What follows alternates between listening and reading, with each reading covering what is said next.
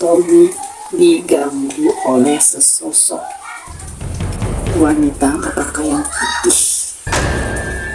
Assalamualaikum warahmatullahi wabarakatuh. Selamat malam teman-teman semua. Selamat datang kembali di channel aku. Ini adalah konten pertama aku di tahun 2025. Buat teman-teman yang belum subscribe, silahkan subscribe terlebih dahulu. Bantu aku untuk mencapai 100.000 subscriber pertama.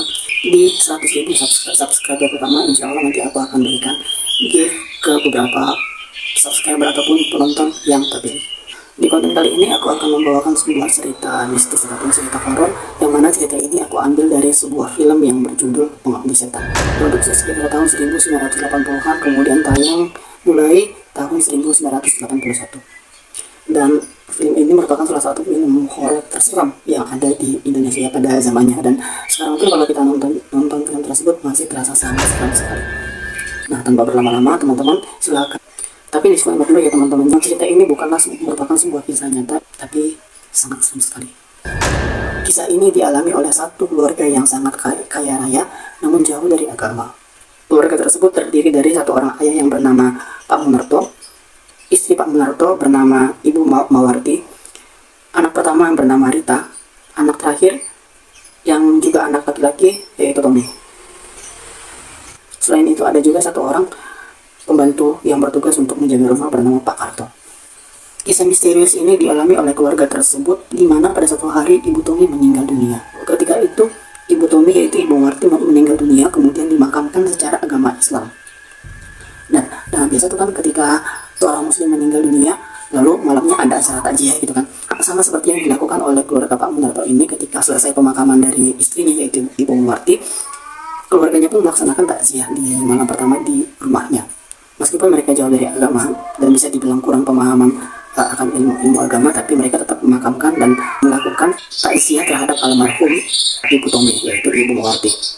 Nah, sejak malam itu sering sekali terjadi hal-hal yang mistis ataupun hal-hal yang aneh yang mengganggu keluarga Pak Munarto, terutama Tommy dan Rita. Sementara sikap Tommy sejak kepergian ibunya pun berubah dan terlihat sangat aneh. Selesai acara takziah malam itu, ketika Tommy mau tidur, di jendela Tommy melihat ada sesosok yang berpakaian putih dan wajahnya juga berwarna putih memanggil-manggil Tommy. Pada saat itu, Tommy merasa dirinya tidak sadar. Tommy merasa dirinya bermimpi. Tapi, Tommy sempat keluar mengikuti sosok tersebut hingga keluar gerbang rumah. Dan di malam itu juga, Rita ternyata melihat Tommy yang mengikuti sosok tersebut. Pada saat itu Rita pun bingung, ngapain Tommy keluar tengah malam? Meski dalam keadaan takut, Rita mencoba untuk tenang. Rita mencoba keluar untuk mengikuti Tommy meskipun dalam keadaan takut. Ketika dia membuka pintu, tiba-tiba muncul seseorang laki-laki bertopi, dan itu adalah Pak Karto, di mana Pak Karto ini adalah pembantu mereka. Pada saat itu Pak Karto berkata, "Neng, belum tidur?" "Belum, Pak." Pak Karto bikin kaget aja, kata Rita. Namun setelah itu, Rita kembali tidur dan tidak jadi mengikuti Tommy melihat sosok tersebut.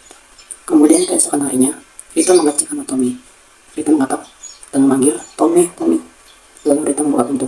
Rita melihat Tommy sedang tidur tengkurap sambil memegang foto almarhumah ibunya. Rita pun meninggalkannya dan pergi ke meja makan, dan Rita meminta izin kepada ayahnya untuk ke makam ibunya pada siang hari itu juga. Pada pagi hari itu juga. Ayahnya pun mengizinkan, tapi berpesan agar tidak pulang malam-malam karena keluarga mereka baru kehilangan ibunya. Pada saat Rita sampai di makam ibunya, Rita berkata, "Ibu, aku akan selalu berdoa buat ibu. Semoga ibu tenang di sana dan Tuhan melapangkan kuburan ibu." Tiba-tiba Rita melihat Tommy yang tengah memperhatikannya dari tadi. Lalu Tommy pun langsung pergi dan balik ke rumah. Sesampainya Tommy di rumah, di teras sudah ada beberapa teman Tommy yang menunggu dia. Teman-teman Tommy pun turut berbelasungkawa atas kesedihan-kesedihan yang dialami Tommy setelah kepergian ibunya. Salah satu temannya berkata, "Tommy, yang sabar. Aku pun pernah mengalami apa yang engkau rasakan sekarang. Menurut peramal, aku tidak boleh larut dalam kesedihan karena yang aku alami tersebut akan membawa hal baik bagiku untuk kedepannya. Mendengar cerita tersebut, Tommy pun merasa sangat tertarik, lalu bertanya kepada temannya, di mana peramal itu? Temannya menjawab, aku lupa, kau boleh ke peramal yang lain. Kemudian Tommy pun pergi ke seorang peramal, di mana seorang peramal tersebut adalah seorang wanita. Pada saat itu, sang peramal pun meramal kehidupan Tommy ke depannya dengan membuka dua kartu. Kartu pertama yaitu Raja Hitam, yang artinya kegelapan. Peramal tersebut menjelaskan kepada Tommy bahwa hidupmu akan penuh dengan kegelapan. Kartu kedua yaitu kartu as merah yang bergambarkan putih mati, yang artinya Tommy harus waspada dan harus mengamalkan ilmu hitam. Peramal tersebut menghasut Tommy untuk mengamalkan ilmu hitam. Nah, kalau kita pikir-pikir guys, ini merupakan sebuah rayuan setannya, karena si peramal tersebut menghasut Tommy untuk mengamalkan ilmu hitam dengan embel-embel waspada. Tommy pun memulai sebuah aktivitas mistis di kamarnya. Suatu ketika, Rita melihat Tommy tengah bersemedi. Rita marah besar kepada Tommy. Rita berkata, Tommy, mengapa akhir-akhir ini kamu kelihatan seperti aneh? Kenapa akhir-akhir ini sikap kamu berbeda? Kata Rita. Lalu Tommy diam saja sambil menatap Rita. Rita berkata, aku rasa bukan cuma kau yang kehilangan, kita semua bersedia atas kepergian ini. Tommy pun tetap diam. Lalu Rita berkata, hentikan hal-hal mistis yang kau lakukan ini. Mendengar permintaan Rita tersebut, Tommy terlihat kesal, menatap Rita dengan penuh tajam, lalu perlahan menghampiri Rita dan mencoba mencekik Rita. Mungkin Tommy mencoba untuk membunuh Rita karena kesal dengan permintaan Rita yang meminta Tommy untuk meninggalkan hal-hal mistis yang sudah ia lakukan sejak kepergian ibunya. Namun aksi Tommy tersebut gagal karena tiba-tiba telepon yang ada di kamar Tommy berdering. Ketika telepon itu diangkat, saat itu Rita langsung mengangkat telepon tersebut. Yang menelpon pun misterius. Orang tersebut hanya berkata, apa benar ini rumah Tommy? Ya benar, kata Rita. Kemudian tutup telepon. Berulang kali seperti itu, sehingga 3 kali, dan yang ketiga kalinya Rita pun kesal lalu marah. Iya benar ini rumah Tommy, dasar kau iblis, kata Rita lalu tutup telepon. Setelah Rita menutup telepon, bel rumah pun berbunyi. Dan Rita membuka pintu hingga Rita keluar, tapi tidak ada siapa-siapa. Rita pun semakin kesal, kembali masuk ke rumah dan menutup pintu dengan agak sedikit kencang. Tiba-tiba foto keluarga yang terpajang di dinding pun jatuh dan pecah. Saat Rita mengambil foto tersebut di lantai, tiba-tiba hidungnya Tommy berdarah, seperti mimisan gitu, kayak mimisan gitu hidungnya Tommy. Melihat hal tersebut, Rita pun bertanya, Tommy, kamu kenapa? Belum sempat Tommy menjawab, tiba-tiba di depan mereka berdiri seorang laki-laki. Yang pada saat itu Rita kaget melihat sosok laki-laki tersebut. Ternyata laki-laki tersebut adalah Herman. Herman ini adalah pacarnya Rita. Herman berkata, kok pada kaget? Dan Rita menjawab, untung kamu yang datang. Lalu Herman pun bertanya kepada Tommy, kenapa kamu Tommy? Kenapa hidung kamu berdarah? Lalu Tommy tidak menjawab dan pergi begitu saja. Setelah itu Rita mengajak Herman untuk duduk di sofa, lalu bercerita akan apa yang sedang ia alami sejak kepergian ibunya. Rita bercerita kepada Herman, sejak kepergian ibunya banyak sekali gangguan-gangguan mistis yang ia alami di rumahnya. Dan Herman pun menjawab, menurut pengetahuan aku, hingga itu sebelum 40 hari arwahnya masih akan gentayangan di sekitar rumah.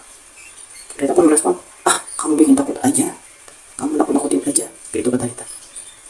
Ternyata si Herman ini datang tujuannya untuk mengajak Rita pergi ke sebuah pesta.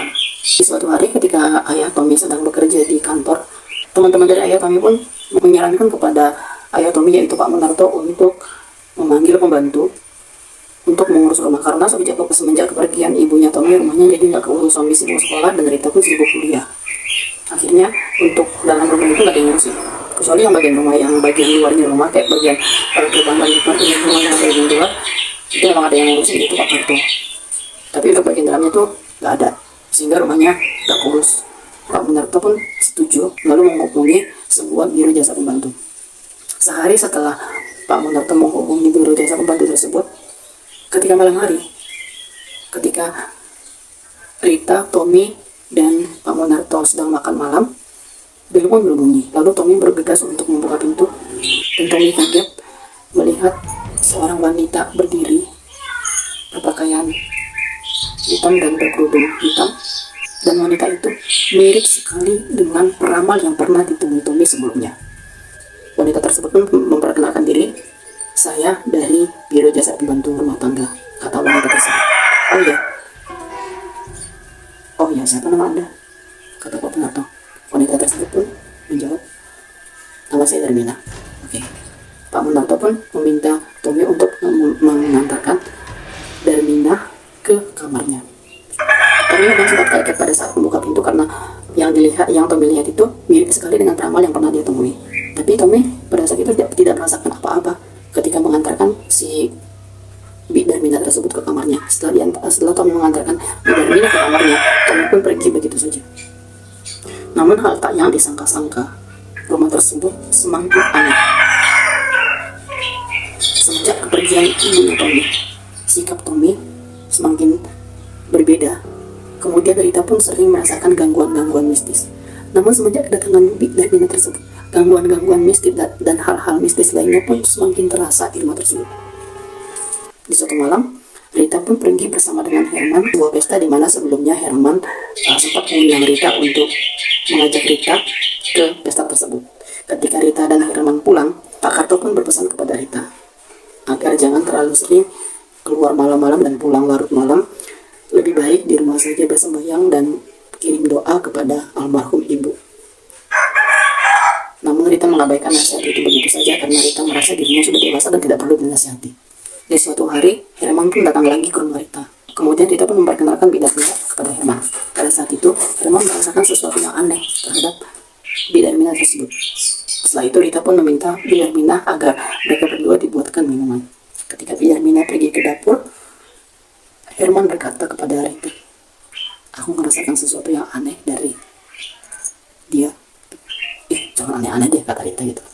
Kemudian mereka pun pergi ke sofa, lalu lanjut membahas tentang keanehan yang dibahas oleh Herman sebelumnya, tentang keanehan yang dirasakan dari si Bu Darmina tersebut.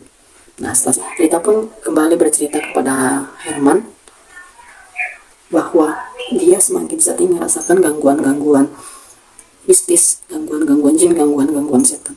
Apalagi semenjak kedatangan Bu Darmina di rumah mereka. Pun menyarankan agar pergi ke dukun untuk mengusir setan-setan pengganggu yang ada di rumah mereka.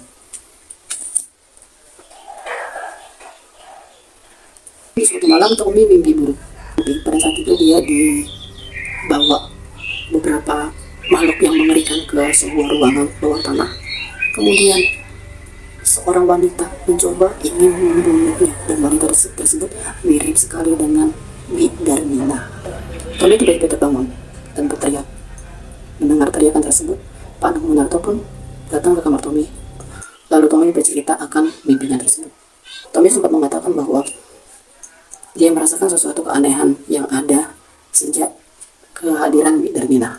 Namun, Pak Munarto pun menganggap itu tahayul dan mengabaikannya, serta menasihati Tommy agar tidak boleh keluyuran malam-malam lagi, karena itu membuatnya semakin aneh menurut Pak Munarto. Saat itu juga Pak Munarto memerintahkan kepada Pak Karto untuk membersihkan sebuah ruangan. Mungkin ruangan tersebut kalau dilihat dari tayangan film tersebut, ruangan yang dimaksud itu adalah ruangan kayak berupa ruangan yang ada nyimpan cermin-cermin antik gitu, cermin-cermin yang bisa dibilang itu cermin-cermin yang bisa mengundang jin lah gitu, mungkin. Tapi di dalam film tersebut memang seperti itu. Pak Karto memerintahkan Pak Karto agar membersihkan ruangan tersebut. Lalu pada suatu hari, Pak Karto pun membersihkan ruangan tersebut dan dipergokin oleh Bi Darmina. Dengan wajah yang seram dan suara yang lantang, Bi Darmina berkata, "Tinggalkan ruangan ini." Lalu Pak Karto pun berkata, "Maaf, saya lancang, saya hanya ingin membersihkan ruangan ini." Lalu Pak Karto pun pergi. Dan sebenarnya Tommy pun merasakan sesuatu hal-hal yang aneh dalam dirinya sejak kepergian ibunya dan sejak kehadiran Bi Darmina di rumah mereka. Nah, hingga pada suatu hari, Tommy berkunjung ke sebuah toko buku untuk mencari buku-buku yang dia inginkan. Dan buku-buku yang dia inginkan tersebut adalah buku tafsir mimpi. Karena Tommy baru saja mimpi buruk yang ada hubungannya dengan Bi Darmina tersebut. Saat Tommy memilih-milih buku, Tommy pun mendapatkan sebuah buku yang berjudulkan 1001 Tafsir Mimpi. Bersamaan dengan itu pula, ada seorang bapak yang menawarkan Tommy sebuah buku berjudul Tuntunan Sholat Lengkap. Bapak tersebut berkata, yang ini juga bagus, ini cocok buat kamu. Umur kamu masih terlalu muda untuk mempelajari buku tersebut. Maksudnya buku 1001 Tafsir Mimpi tadi ya, bukan buku tuntunan sholatnya. Bapak tersebut menyarankan Tommy untuk bersembahyang dan mengaji. Lalu Tommy pun berkata, saya belum bisa sembahyang Pak. Di keluarga saya nggak ada satu orang pun yang sembahyang. Lalu bapak tersebut merespon, jika pemilik rumah tidak melakukan sembahyang, maka rumah tersebut akan gampang sekali dimasuki oleh setan dan jin pengganggu. Sebaiknya kamu mulai dari sekarang, sebelum terlambat. Lalu Tommy pun mengikuti saran si bapak tersebut. Tommy pun mulai belajar bersembahyang. Hingga pada suatu malam ketika Tommy ingin melakukan sholat, muncul sosok putih yang biasa menggangguin dia. Saat itu juga Tommy diganggu saat melakukan sembahyang itu maksudnya. Sosok tersebut berkata, jangan lakukan itu, jangan lakukan itu.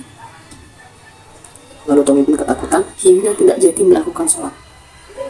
Dan di malam itu juga Pak Karto yang sedang berjaga di luar mendengar sebuah suara yang bersumber dari gudang. Pak Karto pun pergi mengecek gudang tersebut. Saat Pak Karto mengecek gudang itu, tiba-tiba lampu berkedap-kedip, mati hidup, mati hidup, mati hidup, hidup.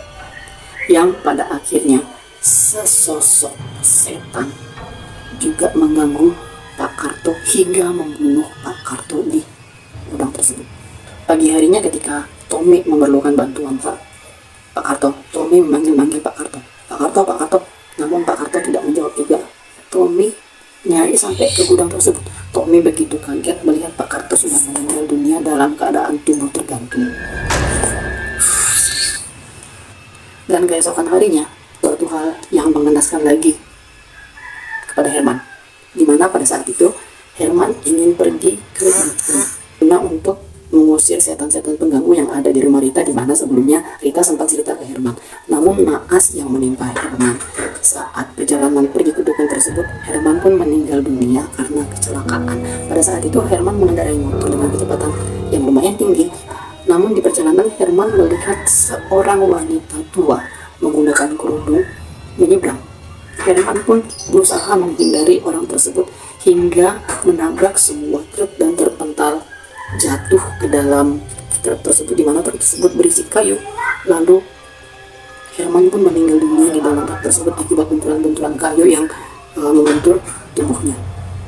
Dan pada saat itu wanita tersebut pun ikut melihat Herman dengan wajah yang sangat serem. Wanita tersebut juga mirip sekali dengan Bidarmina. Berarti memang benar nih dugaan Rita bahwa semenjak kedatangan Bidarmina mereka merasakan sesuatu kejadian-kejadian atau sesuatu hal-hal yang mistis di rumahnya dia. Nah, ini dari kejadian Herman tersebut, dari kacamata kita sebagai penonton ya, menganggap bahwa memang benar Bidarmina memang ada apa-apanya. Namun mereka tersebut, terutama Pak Munarto, tidak memperdulikan hal tersebut, terlebih saat Rita dan Tommy bercerita akan hal tersebut. Rita mendapatkan kabar akan kematian Herman. Rita kaget. Lalu Rita pun bergegas menuju rumah sakit. Sesampainya di rumah sakit, Rita langsung ke ruang jenazah.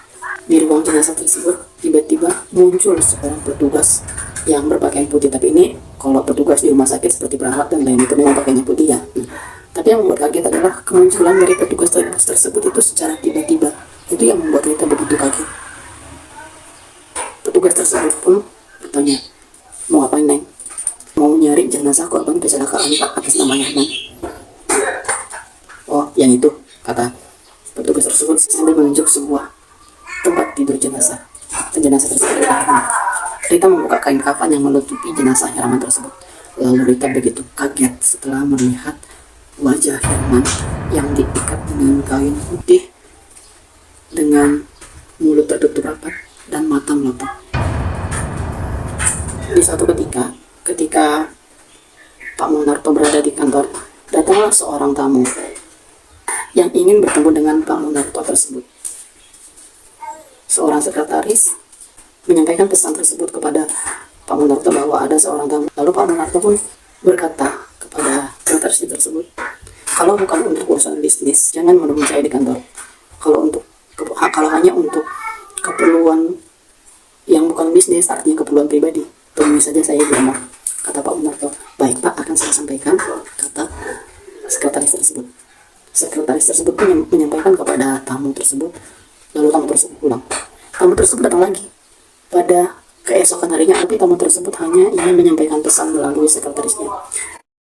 Tamu tersebut berpesan agar Pak Munarto tidak hanya berfokus pada urusan-urusan bisnis saja, tapi Pak Munarto harus lebih mendekatkan diri lagi terhadap hal-hal spiritual seperti agama, seperti sholat, mengaji, dan hal-hal yang berhubungan dengan hal-hal spiritual ataupun hal-hal agama lainnya. Namun Pak Munarto mengabaikan saran tersebut, mengabaikan pesan tersebut karena Pak Munarto merasa dirinya tidak perlu diberikan kuliah agama oleh orang lain.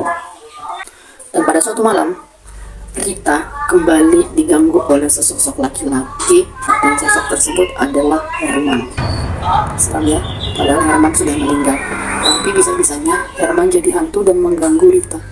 Sementara Herman tersebut semasa hidupnya adalah pacarnya Rita dan dia itu orang baik loh. Hantu Herman mengganggu Rita hingga Rita ketakutan dan berteriak.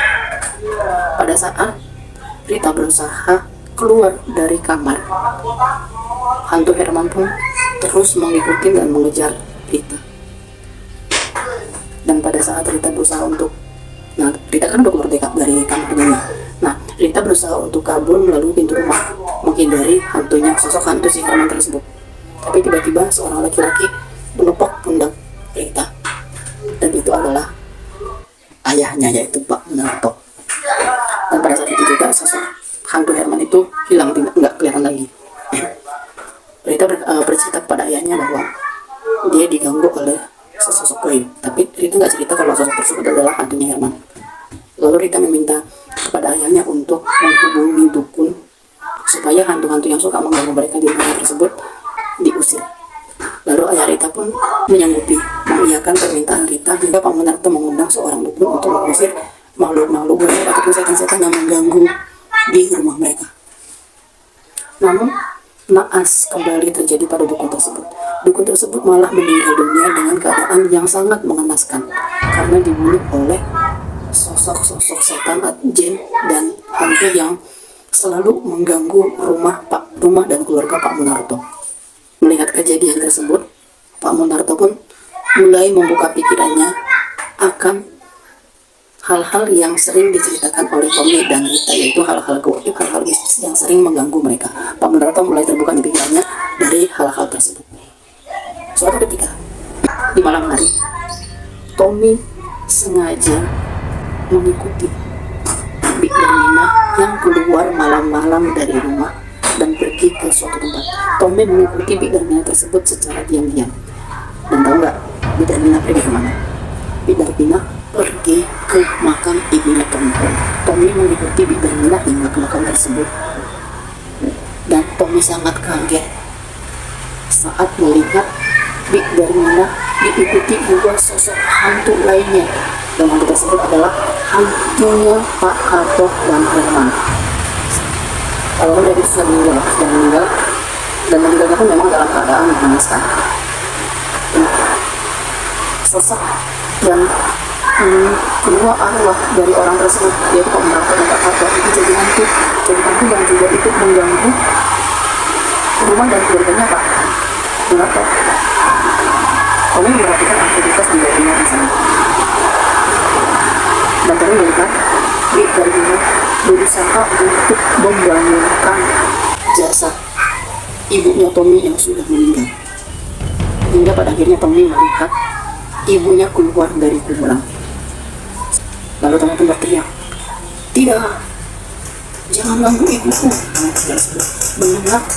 Mendengar teriakan Tommy tersebut, Bik dan Nina pun langsung memerintahkan hantunya Pak Harto dan Herman untuk bunuh dia. Kata tidak ini. Kedua hantu tersebut pun menyampai Tommy dan Tommy lari. Tapi mengendarai motornya pulang ke rumah. Maksudnya pada saat itu Tommy tidak sempat diikuti oleh kedua seorang tersebut, khususnya Bik dan Nina.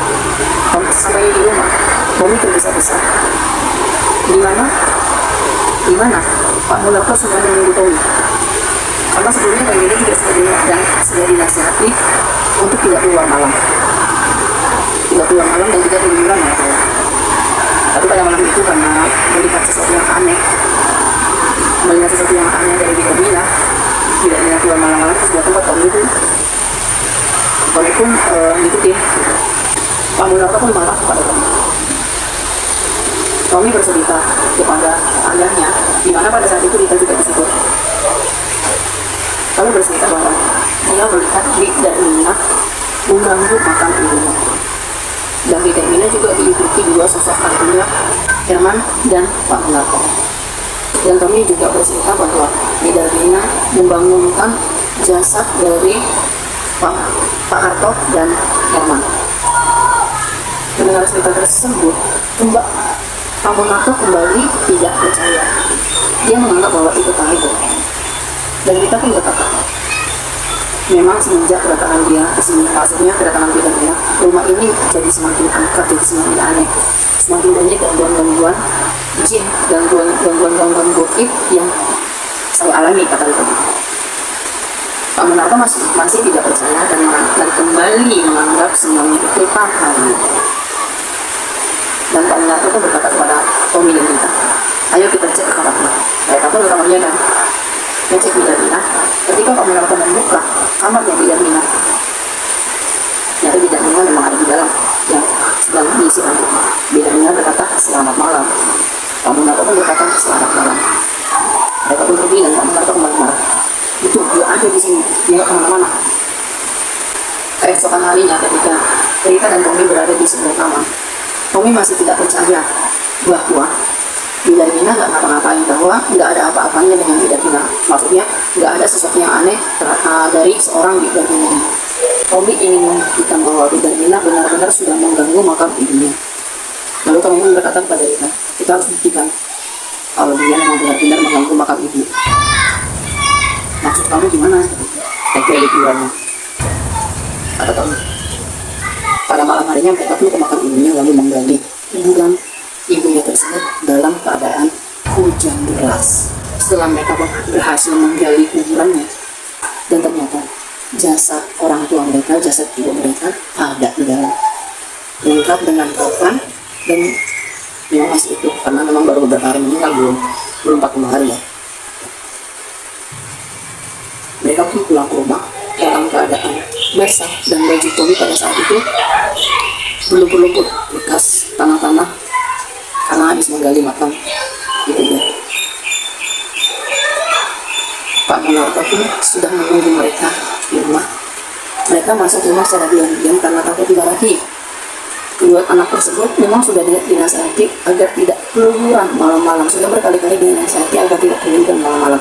Namun beberapa momen yang membuat mereka harus keluar malam-malam, seperti yang ingin membuktikan bahwa Dik dan Mina benar-benar mengganggu makam ibunya. Tommy ngikutin Dik dan Mina ke makam ibunya. Nah, itu kan kondisi-kondisi yang memang membuat Tommy ataupun Rita keluar malam-malam. Jadi pada saat itu ketika mereka di rumah, Pak Munarto sudah menunggu dan Pak Munarto pun marah besar kepada mereka.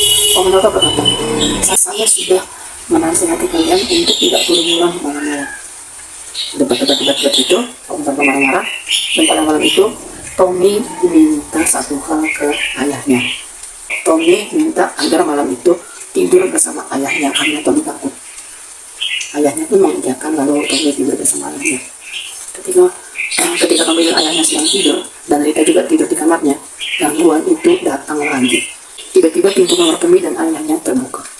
Dalam keadaan setengah mimpi dan setengah sadar, Tommy pun keluar.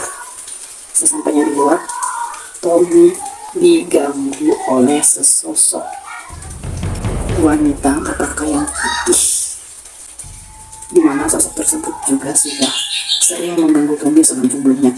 Ketika hari pertama tadi ya, atas meninggalnya ibu Tommy dan malamnya Tommy hendak ingin tidur. Kemudian ketika Tommy ingin belajar sholat dan melakukan sholat, sosok tersebut mengganggu hingga pada malam itu. Tiba-tiba Tommy sadar dan berteriak karena ketakutan. Dan di saat yang bersamaan juga, Rita diganggu oleh sesosok setan laki-laki, dan setan itu adalah hantunya Herman. Rita dan Tommy bertanya, hingga terdengar ke kamar ayahnya. Pada saat itu, ayahnya pun terbangun. Dan pada saat itu, Pak Munarto nggak sadar kalau Tommy itu nggak ada di kamar. Pak Munarto pun manggil Tommy. Tommy, Tommy, Tommy itu. Hingga Pak Munarto membuka selimut tersebut dan di situ ketahuan bahwa yang tidur itu bukanlah Tommy, tapi setan. Dan setan itu siapa? Setan itu adalah sosok dari ibunya Tommy yang baru saja meninggal dunia. Jadi benar ya, bahwa itu benar apa yang dikatakan Tommy bahwa Bi dan Mina pada saat itu ke makam, benar-benar membangunkan arwah ibunya Tommy, lalu diminta untuk mengganggu serta menghancurkan keluarganya. Sosok tersebut pun mengganggu Pak Munarto. Sosok istrinya sendiri padahal ya. Pak Munarto berkata, "Jangan, istriku, kau sudah meninggal, kembalilah ke alammu." Tapi sosok tersebut mengabaikan, di mana saat itu Rita masih dalam keadaan diganggu oleh sosok hantunya Herman, dan Tommy diganggu juga oleh sosok hantunya Pak Karto. Ketiga sosok setan yang mengganggu mereka tersebut itu adalah orang baik sebenarnya, tapi karena ulahnya seseorang yaitu Bidarmina, arwah mereka dibangunkan kembali dan diminta untuk menghancurkan keluarganya sendiri oleh seorang wanita misterius bernama Bidarmina, di mana pada sebelumnya itu memang benar ramal yang ditemukan Tommy ini adalah benar-benar Bidarmina ini. Pada akhirnya Tommy, ayahnya, dan Rita bertemu di sebuah ruangan karena dikejar-kejar Rita dikejar-kejar Herman, Pak Munarto dikejar-kejar sosok istrinya, sosok hantu istrinya maksudnya. Nah kemudian Tommy dikejar-kejar oleh hantunya Pak Karto. Hingga pada saat itu, hingga mereka ketemu di ruang tamu. Tiba-tiba Bidarmina muncul lalu memerintahkan ketiga setan yang telah dibangunkannya tersebut untuk membunuh dan menghancurkan keluarganya Pak Munarto. Bidarmina berkata, "Hancurkan mereka." Lalu Pak Munarto bilang, "Tunggu, siapa kau sebenarnya?" Sosok Bidarmina berkata, "Kami akan selalu datang mengganggu dan menghancurkan orang yang menyembah Ilahnya. Kami akan menghancurkan orang-orang yang menjadikan agama sebagai kedok. Hancurkan mereka," kata Bidarmina terhadap tiga setan tersebut. Lalu hantu tersebut pun beraksi. Ketika hantu tersebut beraksi untuk menghancurkan keluarganya Pak Munarto, mereka bertiga lari hingga keluar rumah. Ketika Pak Munarto membuka pintu rumah, alhamdulillah di depan pintu sudah ada seorang bapak-bapak berpeci, berbaju koko, dan bapak-bapak tersebut adalah seorang kiai. Dan kiai tersebutlah yang sempat memberikan pesan kepada Pak Munarto untuk mendekatkan diri kepada agama, di mana kiai tersebut juga berperan pada saat proses pemakaman ibunya Tommy. Sebenarnya pada saat pemakaman ibunya Tommy, sosok Bidarmina ini ada, dia menatap tajam ke jenazahnya Bidarmina. Tapi orang-orang nggak pada sadar kali ya kalau dia itu ada, memang dia itu memang dari segi ceritanya sih dia itu memang ngincar orang yang baru meninggal kemudian dibangunkan lagi untuk menghancurkan keluarganya sendiri. Tuh. Karena memang kita ketahui jin ataupun orang yang menganut ilmu-ilmu hitam memang kayak gitu ya, hobinya memang kayak gitu, mengganggu orang-orang baik, apalagi orang-orang yang jauh dari agama. Seperti keluarga Pak Munarto ini, sebenarnya mereka bukan orang jahat, mereka orang baik, tapi hanya saja mereka itu memang jauh dari agama, tidak memiliki pemahaman agama yang cukup. Lalu kiai tersebut pun berdiri di belakang saya, dan di belakangnya Pak Kiai juga sudah banyak warga, banyak orang yang berdatangan membawa opor. Mungkin ketiga hantu tersebut dan Bidarmina pun keluar rumah dan berusaha mengejar keluarga Pak Munarto. Tapi di situ kan sudah ada Pak Kiai yang melindungi mereka. Bidarmina pun kesal dengan kehadiran Kiai tersebut dan berkata, "Kurang ajar, Kiai keparat, hancurkan mereka." Perintah Bidarmina terhadap ketiga hantu yang menjadi budak tersebut. Bidarmina Dirinya pun sempat berkata, saya akan hancurkan kalian, saya akan bunuh keluarga Pak Munarto, lalu akan saya jadikan budak-budak saya seperti mereka bertiga ini. Kemudian Pak Kiai pun langsung bergegas, berdoa, dan membacakan ayat kursi bersama dengan warga-warga dan juga keluarga Pak Munarto yang ada di belakangnya. Seketika, ketiga sosok hantu tersebut pun musnah dan hilang. Mereka kembali ke alamnya. Bidan Mina kesal dengan hal tersebut, lalu mencoba untuk membunuh kiai tersebut dengan tangannya sendiri. Kiai tersebut pun lanjut berdoa dan membacakan ayat kursi. Seketika, sosok Bidan Mina pun hancur terbakar. Itulah kisah mistis, kisah horor, kisah seram yang dialami oleh keluarga Pak Munarto.